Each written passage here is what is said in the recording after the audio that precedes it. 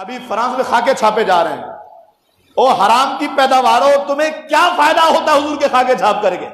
انہیں پتا ہے امت کی دکھتی رگ ذات مصطفیٰ ہے۔ ہم اپنی اولادیں، اپنی جانیں، اپنا سب کچھ حضور کی نالین پہ قربان کر سکتے ہیں۔ وہ یہ جانتے ہیں کہ ہماری دکھتی رگ حضور کی ذات ہے۔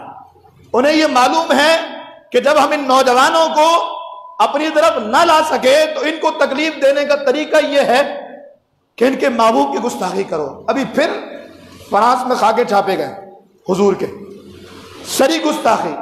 ان کو کیا فائدہ ہے یہ ہمیں نہیں پتا، لیکن اتنا ضرور ہے کہ یہ ہمارے ایمانوں کو چیک ضرور کیا جا رہا ہے، یہ ہمارے ایمانوں کو ٹیسٹ ضرور کیا جا رہا ہے۔ اب بھی جو غیر مسلموں کو اپنا آئیڈیل بنا کے گھوم رہے ہیں، اب بھی جن کو چہرے پر داڑھی رکھنے کی توفیق نہیں ملی، اب بھی جن کو مسجد میں آنے کا موقع نہیں ملا، اب بھی جو اس فکر کو نہیں سمجھے نا، تو پھر غلامی مصطفیٰ کا دعویٰ چھوڑ دیجیے۔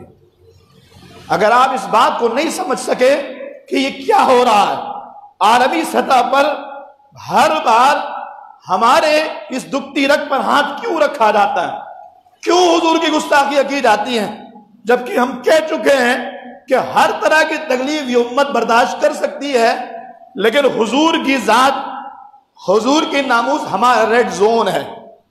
اس ریڈ زون پر حملہ کبھی برداشت نہیں ہوگا۔ یہ تو شاید ان لوگوں کے لیے کچھ موقع ہے کہ وہ خبیث یہاں پاکستان میں نہیں ہے، ورنہ یقین کریں امام مالک کا وہ جملہ ہے، ما بقاء الامتی بعد شتم نبیہا صلی اللہ علیہ وآلہ وسلم، فرماتے امت کو جینے کا حق نہیں ہے، امت کو زندہ رہنے کا حق نہیں ہے۔ کب؟ جب ان کے نبی کی شان میں گستاخی ہو اور وہ خاموش بیٹھے رہیں، ان کے نبی پر کتے بھونکتے رہے، انہیں اپنا کاروبار دیکھنا ہے، انہیں اپنی رشتہ داریاں دیکھنی ہیں، انہیں اپنے گھر بار دیکھنے ہیں، انہیں اپنے معاملات دیکھنے ہیں۔ کہا پھر ما بقاء الامتی، امت مر جائے، تم نے کھایا حضور کا ہے، تم نے گایا حضور کا ہے، تمہیں ساری امیدیں حضور کی ذات سے وابستہ ہیں۔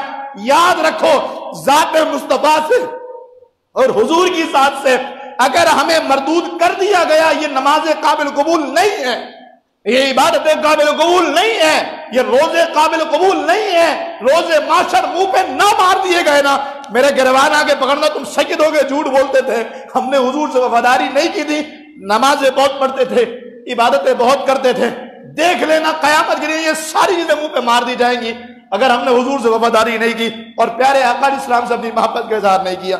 اب سوال یہ پیدا ہوتا ہے ہم کیا کریں، ہمارے لیے کیا ہے؟ تو ایک طرح سے یوں کہہ لیجئے کہ ہم تو بے بس ہیں، کچھ بھی نہیں ہمارے پاس، ورنہ اپنی قلبی کیفیت بتاؤں تو دل کرتا ہے بس زمین پھٹے اندر چلے جائیں۔ کیا فائدہ ہے اسے جینے کا؟ نہ ہماری تقریریں کسی کام کی ہیں، نہ ہمارے یہ سارے معاملات کسی کام کے رہیں۔ جب حضور کی گستاخی ہوتی رہیں اور ہاتھ پہ ہاتھ رکھ کر کے تماشے دیکھتے رہیں تو پھر جینے کا فائدہ ہی نہیں ہے، مر جانا بہتر ہے۔ کم از کم روز محشر حضور کی بارگاہ میں یہ رسوائی تو نہیں ہوگی نا کہ تو میری وہ محبت قدم بر تو کہاں مر گیا تھا، تو نے کیا کیا ہے؟ آج میرے خلاف کوئی بولے اور میرے شاگرد کے سامنے بولے، وہ چپ رہے نا، مجھے دکھ ہوتا ہے، یار یہ میرا طالب علم، یہ تو مجھے جانتا ہے میں کیسا ہوں، اس نے مجھ سے پڑھا ہے، میں نے اس کو پڑھا کے عالم بنایا ہے، منصب پر بٹھایا ہے، یہ بندہ میری حمایت میں نہیں بول رہا، مجھے دکھ ہوتا ہے۔ میری اوقات کیا ہے؟ حضور کے قدموں کے نیچے آنے والی خاک، اگر اس خاک کا ذرہ ہماری آنکھوں کا سرما بنے تو یہ ہمارے لیے سعادت دارین ہے۔ پھر ہم یہ دیکھتے ہیں اندرونی محاذ پر ظاہر حضور کی گستاخی پہلے کی گئی، 295 کو چھیڑا گیا، لیکن دنیا نے دیکھا کبھی غازی ممتاز قادری، اللہ اس کی قبر کو سلامت رکھے، کبھی وہ غازی خالد ہے، کاندھوں سے قرض اتار رہے ہیں، اللہ تعالیٰ انہیں سلامت رکھے، اور جو شہادت کے مرتبے پہ گئے اللہ ان کی قبروں پر اور ان کی ذات پر کروڑوں رحمت نازل فرمائے۔ پھر یہ ہوا کہ اب پیترا بدلا گیا، اب صحابہ کی ناموس پر حملے شروع ہوئے۔ پاکستان کی 73 سالہ تاریخ میں پہلی بار کسی کالے کتے نے صدیق اکبر کو کافر کہا۔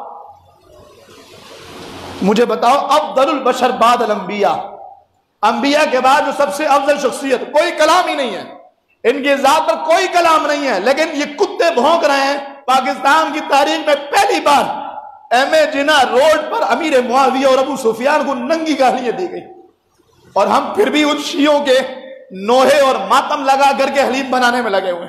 مر جاؤ بھائی، جینے کا حق حاصل نہیں ہے۔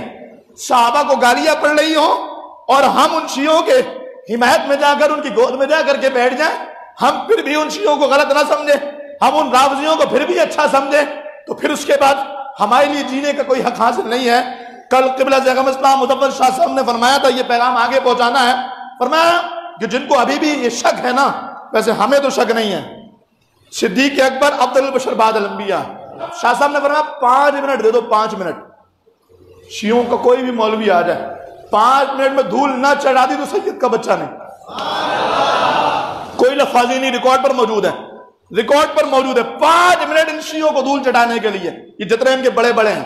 یہ بتا اس لیے رہا ہوں، کوئی فرقہ واریت کی فضا قائم نہیں کرنا چاہ رہے ہم ایجنسیز سے بھی کہتے ہیں، اداروں سے بھی کہتے ہیں، ہم سے زیادہ پرامن کوئی ہے بھی نہیں، لیکن ہمارے لیے یہ لوگ ہمارا ایمان ہے، ان سے ہمارے ایمانی رشتے قائم ہیں، اور ہم سمجھتے ہیں کہ جو ان ہستیوں پر بھونکے ہم اس کو قتل کر کے جنت میں جانے کو زندہ رہنے سے بہتر سمجھتے ہیں۔